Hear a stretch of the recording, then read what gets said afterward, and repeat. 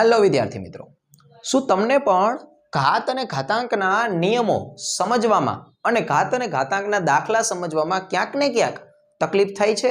તો ચાલો આજે આપણે સમજીએ ઘાત અને ઘાતાંકનો નિયમ નંબર 4। આ રીતથી ઘણા બધા દાખલા પૂછાતા હોય છે પરીક્ષાની અંદર, બરાબર? તો આ નિયમ કંઈક એવું કહે છે આપણને કે જો કોઈ પણ રકમની અંદર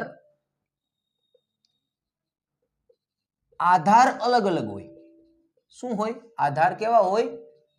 અલગ અલગ હોય અને ફરીથી બોલું છું, આધાર અલગ અલગ હોય અને વચ્ચે ગુણાકાર હોય અને ઘાત સરખી હોય, તો આધાર વચ્ચે ગુણાકાર થાય અને ઘાત એ બહાર આવી જાય। સાવ સહેલો નિયમ। જો સમજો એક એક્ઝામ્પલ તો આપણને થોડું ક્લિયર થાય, બરાબર?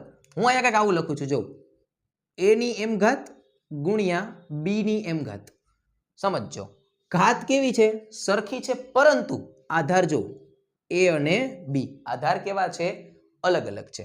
તો આની અંદર આપણે શું કરવાનું થાય? તો કે આની અંદર કંઈક આવું કરવાનું થાય, a કૌંસમાં b અને ઉપર ઘાત કેટલી વખત? એક વખત, બરાબર? જો બહાર નીકળી ગઈ ઘાત, અહીંયા આપણે લખ્યું ને સાવ ઈઝી લેંગ્વેજમાં, ઘાત કેવી આવી જાય?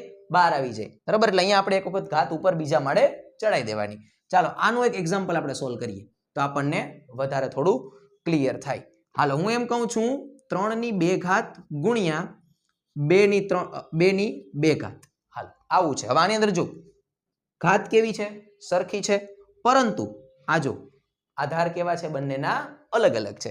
તો આને આપણે આવું ફોર્મ કરવું હોય તો શું કરવું પડશે આપણે? તો કે 3 ગુણ્યા 2 ઉપર 2 કેટલી વાર લખવાના આપણે? ઉપર બીજા માળે એક વાર।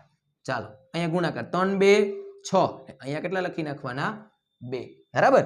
આ શું છે? આપણો જવાબ છે, બરાબર? આવા જ બે દાખલા હું તમને ડિસ્ક્રિપ્શનની અંદર આપું છું, જેનો જવાબ તમારે મને આ જ રીતથી કરી અને તમારે મને આનો જવાબ જણાવવાનો છે।